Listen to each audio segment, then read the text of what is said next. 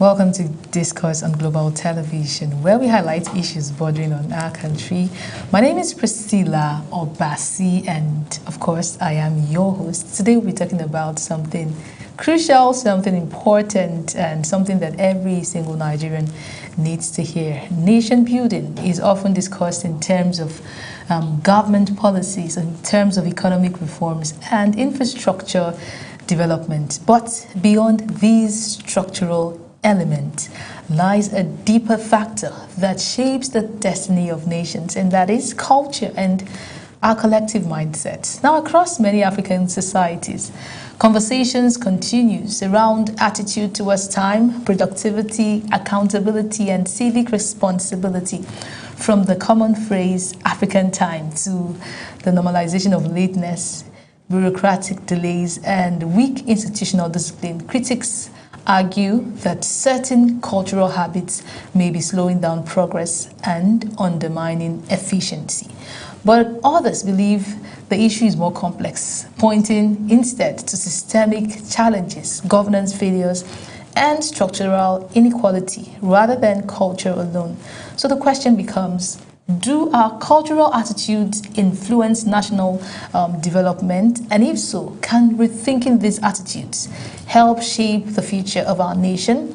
Joining us in this studio to examine this discourse is youth rights advocate Richard Abonifo. I hope I got that correctly. Yeah, perfectly. Yeah, exactly. Oh, good to have you here. Thank you for having me. Okay, so let's begin broadly. By the way, I must commend you here because what we're talking about today is something crucial, and I think you came here early enough. We're talking about just addressing, some systemic and mindset, and we're talking on this conversation. We're talking about African timing, and to see that you came here 30 minutes before the timing, I must give it to you. It was important to mention that, right? So let us begin broadly. When we talk about rethinking cultural attitudes for nation building, what exactly does that mean in practical terms? Thank you for having me, first of all. And like you said, just keeping to time is not just about being on time. It also has to do with well-being. Like I said, for example, me coming early is not just for me to come early and just sit down, but I came early so I can be peaceful enough to think about what I'm going to say today and be able to be of sound mind to be able to talk to you today or talk to Nigerian people today. So it's if just imagine me rushing, trying to come quickly, being in a hurry. If we keep on doing this every day, this is very, very unhealthy. And we Nigerians are always used to waiting for the last minute before we do anything.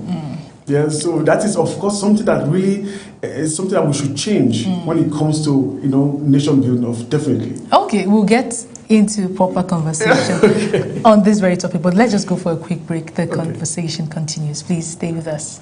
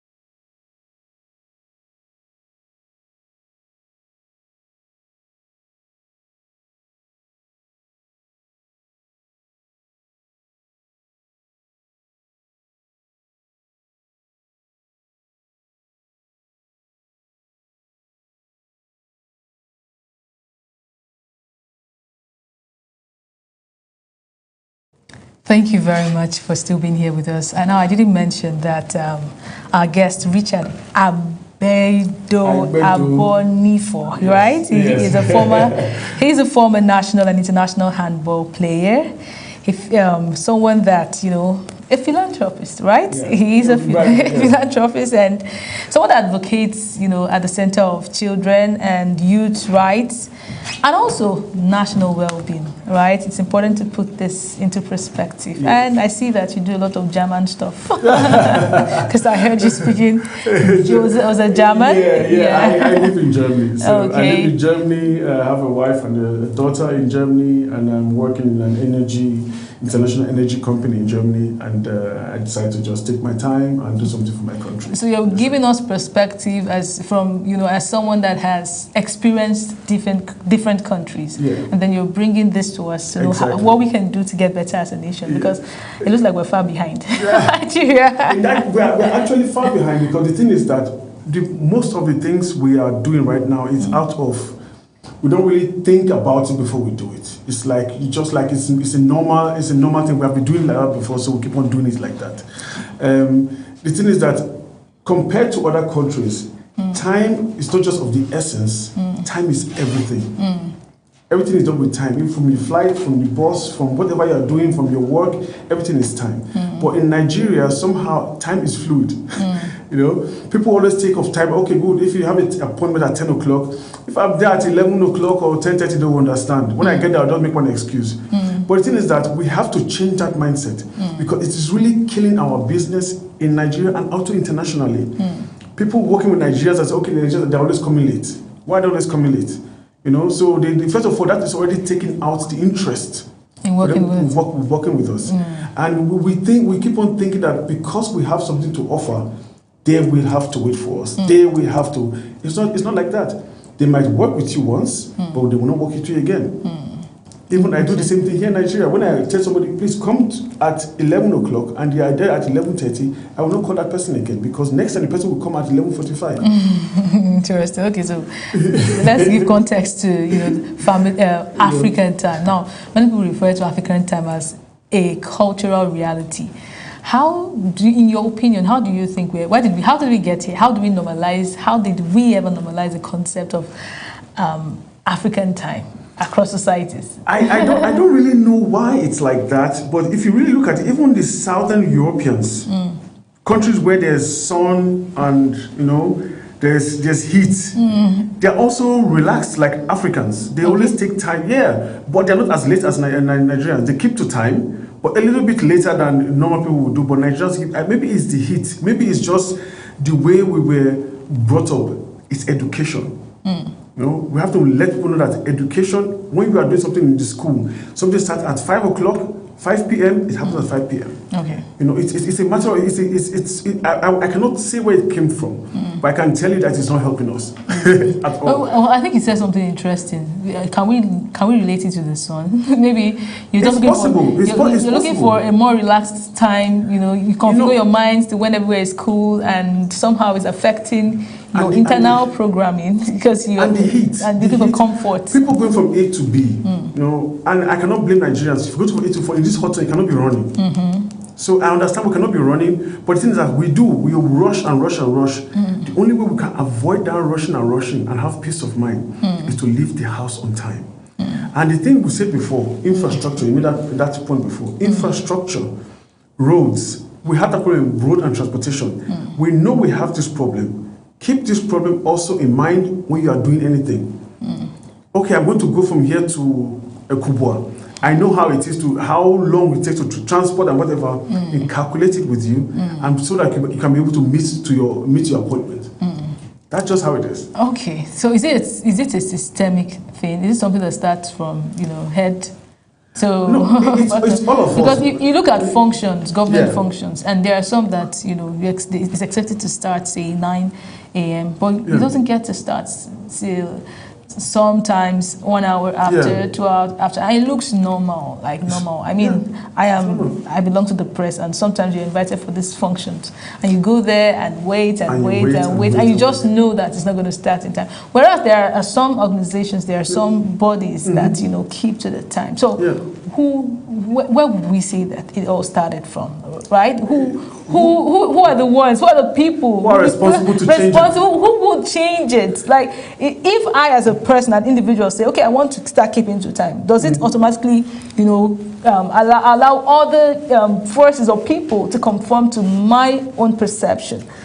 Yeah, that's a very interesting question. And the truth is, you already halfway answered the question. Okay.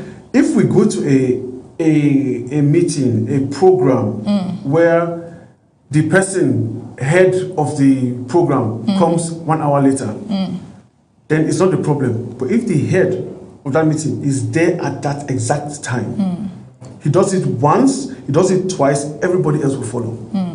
So it starts from the head. It starts from the top. Okay. We are not supposed to be in a meeting and waiting for our bosses to come. Our bosses to come to the meeting and wait for everybody else to come. Our bosses are the celebrities. Huh? They are the celebrities. Yeah, exactly. So, no, because everybody will feel like celebrities. We see it as honor, actually. It's not honor. In the sort of the country, you're trying to honor people. And that is the African mentality. Okay. It is very, very bad. I will say to anybody, I will say it also here on camera, to Nigerians, whoever you are, the big bosses, presidents, governors, head of a company, whatever. If you come late to your meeting, you are the problem. Wow. You are the problem. If I don't care if our president or whoever has a motorcade of 50 cars, the program starts at 11 o'clock. Leave where you are. Well, let's leave that. We'll come back to that. You leave that early and come early. And believe me, if we have programs. I'm not just saying only president, whatever, whoever, teachers, principals, parents, friends, whoever. If you leave early and you do it once, and they know, oh, this person comes early, and you do it second time, by the time you do it third time, before you get there, everybody else in that venue will be waiting for you. Okay, so in your opinion, what are the benefits and the negative impacts of keeping strictly to time in both governance and everyday life? The negative impact is you lose trust. Okay. You lose trust from people. Because you have to say what you mean and mean what you say. And if you cannot do that, it's already do we care? Like, let's say, do we really care? We don't care because we feel it doesn't have any impact on what it does. Yeah, it does. It does. Honesty. Honesty. We are a religious country. Honesty is one thing, but we don't know how to be honest. We think lying and just keeping things the way they are, that nobody is angry, is okay. No, it is dishonest. No matter what religion, whatever, we have to understand that honesty starts from what you do and what you say, and people will follow. And that's the thing, and that is the thing that really breaks business, breaks relationships. Sometimes you don't know why somebody is not talking to you again, because you have made an appointment, person not come. Okay, tomorrow, let us meet tomorrow. Okay, I will come tomorrow, and you will not even call the person to say I cannot make it. And that's another thing again. Keep it to time. Doesn't mean you have to make it. You have to tell the person I cannot make it. But most people don't do that. They call you on the day, on the minute they're supposed to meet, and say, "Oh, I forgot I have another appointment. Why didn't you tell me 3 hours before?" So I'll make plans for myself. So that's what I'm saying. It breaks relationships. And the second question you asked there was also, what can we do, or what can we do to change that? Just be honest. Honesty is what we need to change that negative stigma of African time. Okay, so I believe in grooming the younger generation. And I believe if you want to really affect or channel, if you want to take on a course, if you want to bring a change, whatever change it is, you start from the younger generation, impacting them, because they're called the leaders of tomorrow, right? So, and you are a youth advocate. You are also a children's. Yes, we have a foundation for children. You're a children's advocate. Now, how do you think, or how can we reposition the minds of those young ones in order for them to know that this is not the way? This has been a hindrance. This has been one of the things that has kept us, back. I'm talking about our country, our response to, timing, our response to, cultural attitudes. We're just dwelling on timing. We would still cut across on other kinds of cultural, mindsets. But how can we be of impact, or how can we address the younger generation so that we look back and see these people are of a different breed indeed. These people are seeing things differently. We know the Gen Zs, we know how they can be, and really they are not the conventional kinds of, kind of people. So how can we do that effectively, or how have you been able to do that if you have been on that course? That's a two-part question, and I'll answer it like this. First of all, it still remains the problem or the function of our heads to change it, because we have to lead by example. The children see what the parents do. The children see what our people who govern us do. Our ministers, our mayors, in different functions. If the children see that these people are there on time, they will do the same thing. Because in the schools, they work with time. You have to be there at a certain time. You have the periods and whatever. They learn time in school. But immediately they leave school, there's this kind of freedom of I don't care anymore. People don't care about time. But if people on top change their mindset and say, okay, I will be there on time, believe me, Nigerians will have time to do a lot of things.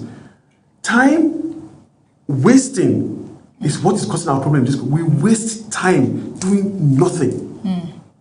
We spend time waiting and waiting and waiting. You have an appointment by 12 o'clock, it starts by 4 o'clock. 4 hours gone from your life that you will never get back. Think about it. 4 hours is gone from your life, you never get back. Imagine it starts early, it finishes by 2 o'clock. You have enough time to do something with your life. And that's what is killing us in this country. We are wasting time. Life is precious. The moment we die and we leave this country, we are leaving nothing behind. We're not even taking our body with us. We have to understand this thing. We're not even taking our breath with us. We're leaving nothing behind. What we are doing with that time in this country is what is important. The second thing I will say is this. What you do, or the children I will say to them, is what they do impacts other people. I have my foundation. I keep on saying this to them. I have my foundation. The first day we did our AGM meeting, it was started at 11 o'clock. I was there by 10:30. We started at almost 12 o'clock. And I was really angry. And I said to them, every single person, if you want to be part of this foundation, well, we have started a war against African time. We should be the leaders. We should show everybody else that we are working on time. So anybody who comes, we follow. We did that. On Saturday, I have a new member. You saw her earlier today. She's a new member. She came to the meeting, and she came early. When she came early, everybody else was already there. 10 people in that meeting were already there. We sat down. We started on time. We started 5 minutes late, but because we had to usher in the kids, that we were going to give them canvases and clothes. We started on time. And this 2 years ago was not the case. Whenever I come to Nigeria, I meet them. I say, let's meet somewhere. They meet on time. Now, they don't only do it with me, they do it in their own private lives. It's how you impact other people. You have to lead by example. When you do it, people will follow. Okay, so nation thinking through renewed, nation building rather through renewed thinking. We have other cultural mindsets. We just mentioned one, which is African time. What are other cultural mindsets that you think we possess in this country that limits us? Because we want to be a great nation. Everybody wants to be prosperous. I believe that Nigerians are talented. I believe that we have, very great human resource in this country. But sometimes, almost all the time, doesn't really amount to the growth we want to see. So what are all the other cultural, mindset, attitudes that you think or you would say is limiting us? One comes to mind. I didn't even think I was going to talk about this. One comes to mind. We always believe that somebody else will do it. That's our problem. Somebody else will do it. We always believe in doing the same thing every day and expecting a different result. Something happens, it does not work. Change your perspective, change the way you are doing it. If you are doing a job and you are working every day, I know it's very difficult to get a job. Every day you are getting small money. Then think, where else can I do something? We're always waiting for somebody to do, and that is why the corruption comes in. You want to do a passport. Instead of you to go there yourself to the passport office, you're looking for a shortcut. You give somebody, why? Go to the passport office, sit down, wait and get your passport. But because we are always giving somebody else, go and do it, I'll give you extra money. Now, those people who are working there make it difficult for people who are waiting to get their passports. If everybody does it in themselves, we're always waiting for somebody else to do before we do. And that is a very, very bad behavior of Nigerians. We have to change it. We have to get up and do ourselves. And that is why we are being tricked in different ways. That is why the politicians, the governors in this country can keep us in the same place. For the past how many years since our independence, we're in the same place. In 1970s, if you go to the universities, when you finish from university, you are guaranteed a job. That is how it is. You finish university, you are guaranteed a job. Today is not the case. This mentality is gone. Why? We don't understand why is it gone? Because everybody is looking for a shortcut, and that is our problem. We are always looking for a shortcut. Is it part of the reasons? Is it why it is gone, or part of the reasons why it's gone? Exactly. Because we have more graduates than we used to have in 1970s. Exactly. We have more graduates, but why don't we have graduates in graduates working in the government sector? We have some, but we don't have. They don't have connections. They don't have any job. Was it a few? Last time I came to Nigeria, I bought. What did I buy? I bought fruits from a graduate. He was with wheelbarrow. Wow. When I was talking to him, when he not talked to me, he spoke. When he spoke, I was like, wow. And he now told me his story. And I gave him something. He was very, very appreciative. This guy went to university on scholarship. He finished university, he doesn't know anybody. The parents are not alive anymore. What can he do? Why is it the case? Then why do we have schools? If you go to school and you finish, you don't have anything. Why? It is not our job. I used to think it's our job as Nigerians to do something. No, it's the government's job. They are the caretakers of this country. They should do something. If they love their people, they will do something about it. And that's another thing again. We mentioned this thing, making other people do things for us. Our next thing again is the culture. Our cultural problem is also this selfishness in us. And that is the people. We are selfish. In what sense? Everything belongs to me. I take, and we don't take enough. We don't stop taking. We just keep on taking and just keep on taking and just keep on taking. How much do you take? Like I said before, we will die and leave that thing behind. We will die and leave the money behind. I'm not saying you should not take it. Take something. Do something for the people. People don't know that the more vibrant a nation is, the more it will be for you. That's what we keep on forgetting. We think of only us and our family. And this, in fact, this cultural negativity has to be broken in this country. Okay. Thank you, sir. So some people say the problem is not our culture, but weak systems and leadership failure. Where do you stand in this debate? It's both. It's both, because the culture led to that weak system of the government. Where did this start from? We know our fathers, our forefathers as disciplined people. Where, if you check history, where did we miss it? The thing is that the people who started our history, I would say, started our history after the independence, are the lucky ones. Okay. They came in, they got that power, and they don't want to relinquish that power. And that's just the thing. We get something and we don't want to leave it because we just... So the thing is that mentality of me, always for me, then you get to a certain level. Okay, if I cannot have it, then my friends and other people will have it. It's not about merit anymore. It's about who I know. Everybody around me too. It's not about merit. And we are always talking about crumbling infrastructure. Infrastructure will crumble if you put the wrong person there. It will crumble. If you put somebody who is not an architect to build a house, it will crumble. The foundation is already bad. It will crumble. There's no maintenance. And that's another thing we need again in this country. Maintenance culture is not there. We don't have any, this maintenance culture. We always think, like I said before, somebody else will do it. I have been to different hotels in this country when they started. Beautiful. They look so gorgeous. You think, oh man, I came there 5 years later. I could not recognize the hotel again. Why? Because we believe, leave it, he will do it. Somebody else will do it. Okay, well, okay, good. You pay that person 10,000 now to go and do like, okay, let me do it. We're not following up on what we give person to do. And that's our problem. We are always sitting down. Waiting for someone else. Waiting for someone else to do it. And that's the problem we have in this country.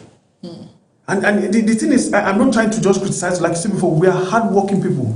Nigerians are very hardworking. Nigerians everywhere else in the world excel.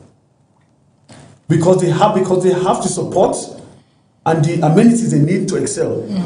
Talk about students in America or in England, the most intelligent children, I'm just saying immigrants, in other are Nigerians. Nigerians get scholarship, they excel in every way. Is it engineering, is it teaching, whatever. If Nigerians find us, is it sports? In Germany. Even in Germany, when it comes to sports, the Africans, Nigerians, because they have the training amenity, they have the support, they have the encouragement from the government. And then they keep on training. But here we don't have that. We don't have that. It's not even expensive to organize competitions for children to have competitions every week. It's not expensive. But we don't even think about it. So that's why it doesn't happen. Nigerians excel in every way. Whose responsibility is it to think about it? It's the government. Well, you just said it. So it's the government. The government is exactly. It's the government. The government is responsible to think about, putting infrastructure in place, putting things in place. What is the responsibility of citizens? Citizens is for us to receive those things and make sure the mindset is there to receive it. Okay. Because that's the way we used to have war against Africa. We used to have war against indiscipline. Remember that? Yeah. Where everybody in this country, every last Saturday of every month, lives there's no movement. Yeah. Everybody cleans the house, cleans the compound. True. We had that. We can do it again in this country. War against African time, we can do it.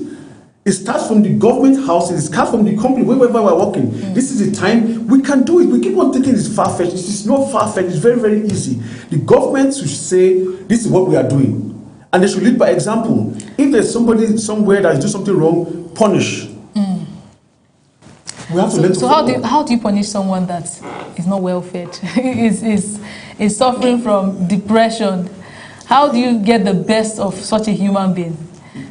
We are hearing of the whole incidents in Iran. Yes. And right now it has affected, or it's already affecting us as a nation. Exactly. We're struggling to buy fuel and all of that. These things, if it is not curtailed well, we'll see it even affect in the coming days, and it gets worse, right? Someone with that pressure, someone that is trying to figure out life, trying to make ends meet, is caught up in the web of increased transportation, increased price of food and all of that. And they will definitely see a phenomenon or an idea of, right timing as, useless.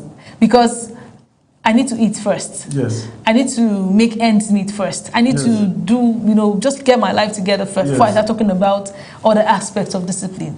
I need to feed my tummy. Yeah. I need to be healthy. I need to be strong. Being healthy right now is not even. Yeah. It looks like it's luxury at this point. Because, that is the point. There are basic things that we feel that we have not attained yet, and that is where the focus is. And when we're done attaining those things, when we're done, we're able to have the basics of life. Then we can now start talking about being punctual and being. I know you made a very, very good point. This point, somebody has already made this point with me before. Because a hungry man is an angry man. Absolutely. And it's very, very true. It's very, very true. But I keep on saying again, Nigeria, we have this mentality of somebody else will do. Do your part. We do our part. And you in the media, everybody else, and keep on reminding the government for them to do their part. So if we do our part and they do their part, and we'll be somewhere in the middle. That's what I'm saying is, even if tomorrow the government says, okay, fine, here are jobs. We are going to fix the roads, okay? Fix healthcare. And you come with this mindset into those jobs, everything will also be broken, to crumble. But like we said, if we have to do one from the two, keep it to time, it's secondary. Primary is the government to do these 5 things I keep on saying in my head. Okay. Infrastructure, healthcare, security, electricity, and education. Can you take that again? Yeah. Infrastructure, roads, good roads, electricity, education, security. And what was the last one again I said? I said, okay, electricity, okay, let me start with electricity, infrastructure, healthcare, roads. Yeah, and education. Okay, education. Education. Okay. Because our schools, we have to educate every single child. There should be no child on the street without education. Okay. In Europe, if your child doesn't go to school, they arrest you. Wow. It's true.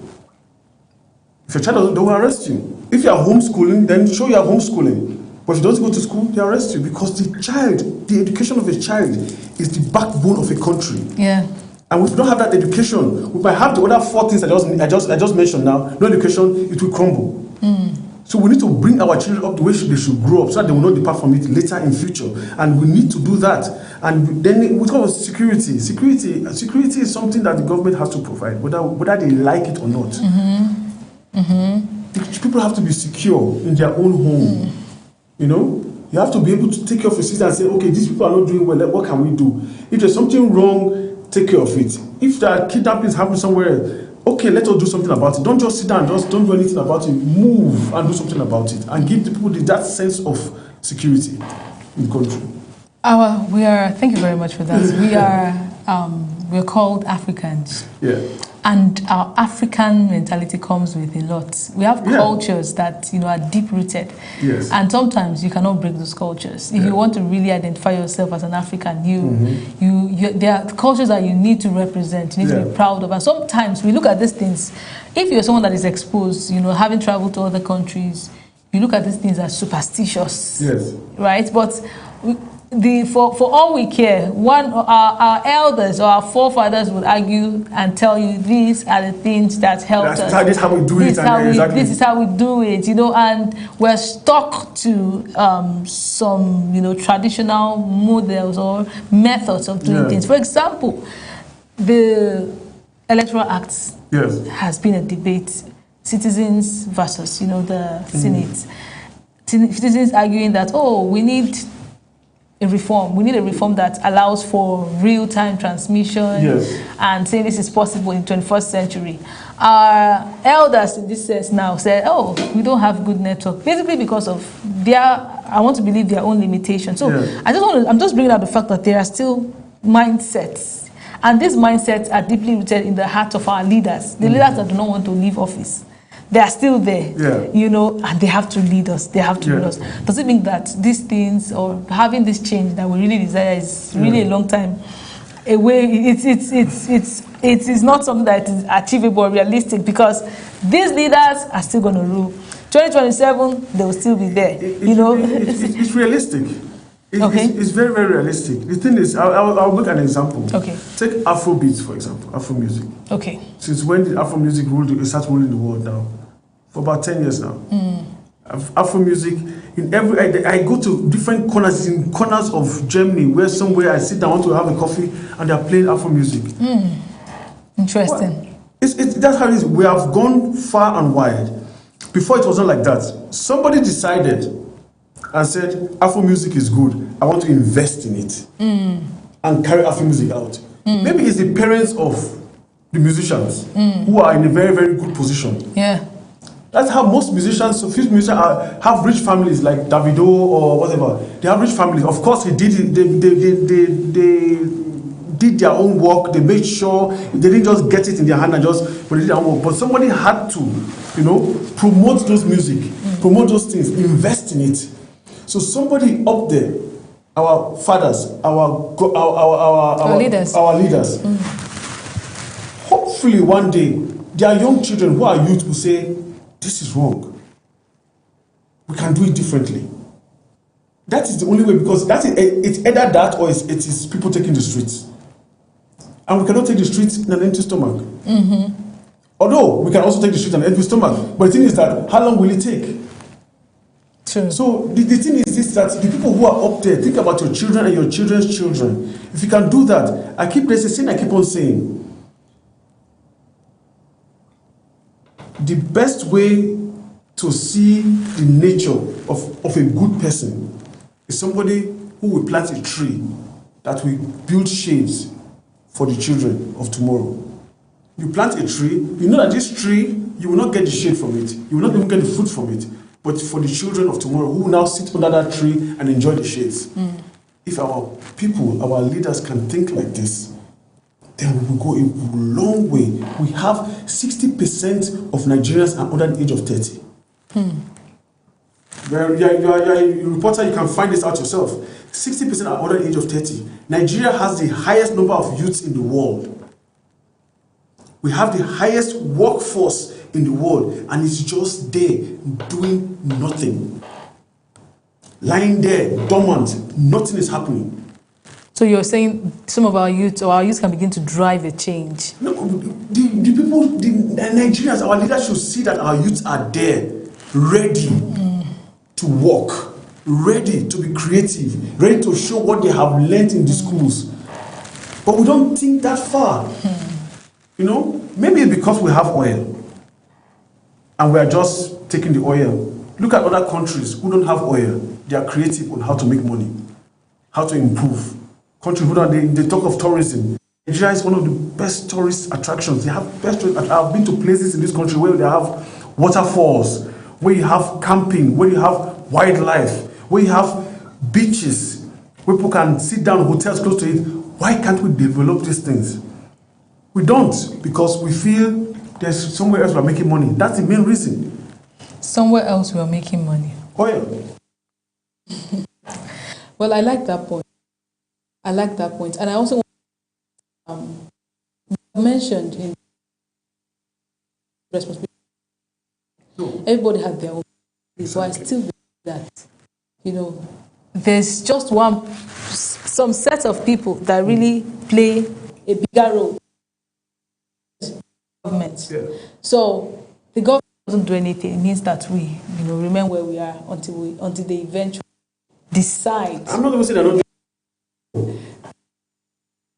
Same thing. They are slow. Exactly. We're not seeing the change. We're not seeing, you know, them use the people. Our youths are ready. They are more than ready to be engaged. To engage them. Them, you know, drive this change that you want to see. Exactly. So can we even say that it's a thing of, you know, people, our leaders not having the right moral conscience to even, you know, bring about this move? Because if you say you're like looking for discipline, if you say you want to have disciplined people, if you are, for example, you have your foundation, the day you set a rule for that foundation, you know that you exactly. should not break that rule. Exactly. You know that you are. I will lead by example. You have to lead by example. So basically, is it okay to say, okay, maybe we don't have leaders that are ready to lead by example, because of that, and because of the fact that we don't have. People believe that we don't have a good electoral, you know, system that brings in the leader of, you know, choice is the choice leader of the people.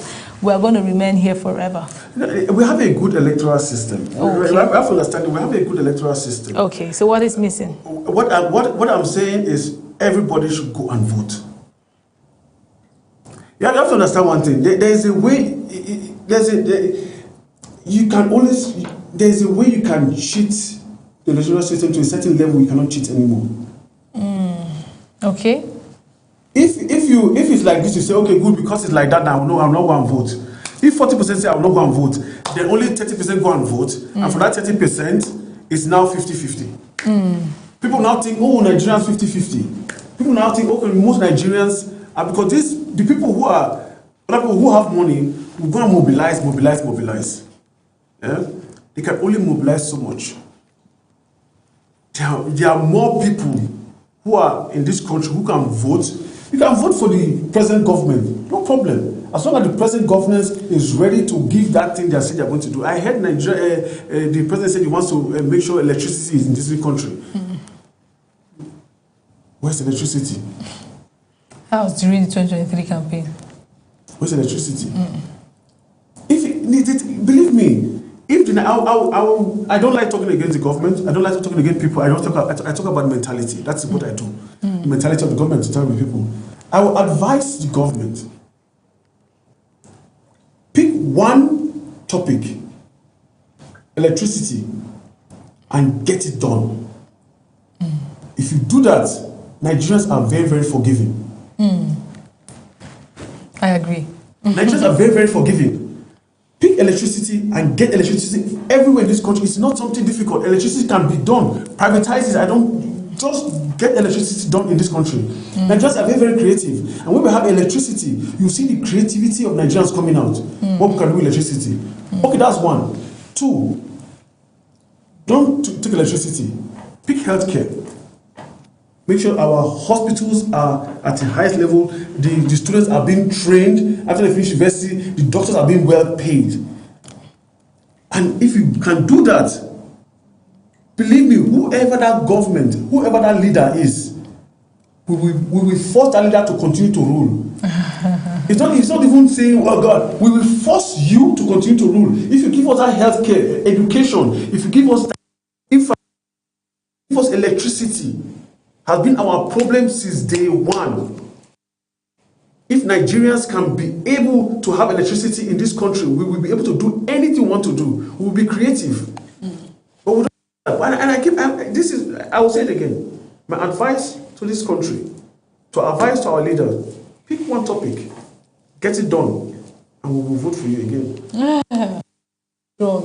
Okay, let's move a bit to the education system. Yes. You rightly mentioned that lack of education is part of the things too that Yes. is fueling this mentality, the cultural attitudes. Now, do you think our education system has done enough to instill discipline, civic responsibility, and productivity values in young people? No. The answer is no. You said it before. A hungry stomach, you cannot instill discipline and so in a hungry stomach. When people always the students are always what do you call it? They are always going to the streets and because they are not getting what they need for school. Teachers are not being paid well. The schools are not being taken care of well. So if the children are suffering and you want them to be disciplined, you cannot eat your cake and have it. You cannot not give them what they need and expect them to do something for you. You start first. Give those children what they need. I went to a school where we donated chairs to a school. I went there just to visit some of our scholarship children, and I saw that they were all sitting on the ground in Abuja. So you can understand that there are schools in Abuja, there are schools in Abuja, they can imagine how the schools in rural areas are. Yeah. So I said, fine, okay, let me help the school. We now donated chairs to the school. But how many schools can we donate? We keep on doing that. This is what we do as a foundation. We keep on doing this, But how much can we do? I used to think that maybe we as a people, we have the civic duty to take care of other children, but to take care of other children in this country. But I now realize that we Nigerians, we have been doing that already. My mother took care of my cousins and took some people from the village and sent them to school. A lot of Nigerians do that. I would say 2 out of every Nigerian family does that. Most families train children that are not their own. And I said, oh, that's true. I'm doing a foundation. We have 30 children. I'm happy about that. But I hear from people private citizens, when I call them and say, hey, come and join me, they said, Richard, I have 10 children I'm taking care of. Two of them are my children. I'm sending 8 to school. Nigerians are doing it already. Wow. So we're waiting for the government to join and do it also with us. This is something we really need. Okay, so we need better educational, reforms. We need the reform has to be there. We have to just take interest in the education of the children and the reform we call. Okay, so let's talk about personal accountability. Is it of importance in shaping the culture of a nation? Yes, that is also a very, very interesting. I'm bringing up very, very interesting topics. But being accountable for what you do is the backbone of any society. People have to be able to leave you to do your job without supervising you. Yeah. That's what accountability is all about. I do my job without somebody looking over my shoulder. Do it correctly. People say the idle mind is the devil's workshop. But in Europe, the idle mind is the beginning of creativity. Okay. You know why? Because, like I said, they have time. For example, if I have 8 hours to work every day, and I discover that in that 8 hours, I have done most of my job in 4 hours. Most Europeans don't sit down and start doing different things. They might do that, but they will spend remaining time thinking of how do I improve the job I'm doing already? What is missing? Where can I do it better? What can I do better? And that is the thing. This mentality, we don't have that mentality. The moment we have 4 hours, we just go and sit down, sleep, do whatever, do something else. Like I said, Nigerians are very, very strong. We are very, very good. We are hardworking. So the thing is that there's personal accountability that is also linked to wanting someone else to do something. Okay, My job is to make sure that this hotel, example I made before, to make sure this hotel remains in standard. Instead of me to do it, I'll go and pay somebody to go and be cleaning the apartment and watching. The person you are paying, just collect the money and just do what you can do. Your job is to make sure you go to that hotel every day and see if everything is in order. But we don't do that. Maintenance culture is accountability. Mm-hmm. If we can improve that maintenance culture and accountability, a lot of things will change in this country. Nigeria will be a beautiful place to see. You know, our airports, how long will our airports remain the way they are? There are so many things we can really change. That somebody coming from outside will come and see it and know that we in Nigeria, we can change this thing. We can do better. But we're not doing better. Are we going to tamper with our culture to make that possible? We don't have to. We don't have to. We can use our culture to make it beautiful. How? Because we still have superstitious beliefs. We still have a lot. Remember we were talking, culture and mindset. Yeah. We have a lot of superstitious belief in this country. You are not doing something or you're not progressing, it is tied to something, that has... If somebody in your village is doing something, yeah, exactly. People. Yeah. Well, maybe that is a bit of religion. Let's talk culture, like culture. I'm trying to look for an example. I will give you an example. I will give you an example. The example is when we always believe that someone else is the reason for our failure. Is that culture? It's cultural. Because we always believe that someone else, if something doesn't happen, there's somebody in somewhere who is actively trying to make you fail. Is that culture? It's cultural. It's mental. Because the thing is this, we always think that because instead of us being critical about what we are doing and thinking, how can I make a change about what I'm doing? Like I said before, we always believe it's somebody else. Somebody else should do it. So there's somebody else actively... No, it's not somebody else. But I don't think that's a widely accepted culture in Nigeria. Maybe I'm trying to look for... Maybe we even have, rich cultures. Maybe our culture is not something that offends. Although we have cultures that... Okay, let me look at, look towards a certain part of the country where, widows are meant to shave their hair. They're not allowed to. It's in the spirit of International Women's Day. Yeah, give a bit of context there, and all of these things. I think most of our culture is something that even tries to limit women, like the widely accepted ones. A woman is not supposed to do this. A woman is not supposed to do that. Is this cultural or is it religious? It's culture. It's culture. Culture says you are not supposed to inherit land as a woman. Culture says when a woman is not supposed to use her own name when she gets married. She's supposed to change the name. All of that is culture. But that doesn't affect. It doesn't affect productivity. Imagine a woman who goes to school, because culture, that culture before was easy to enforce because women were not going to school. So women are going to school now. Women are having jobs. Women are being head of companies.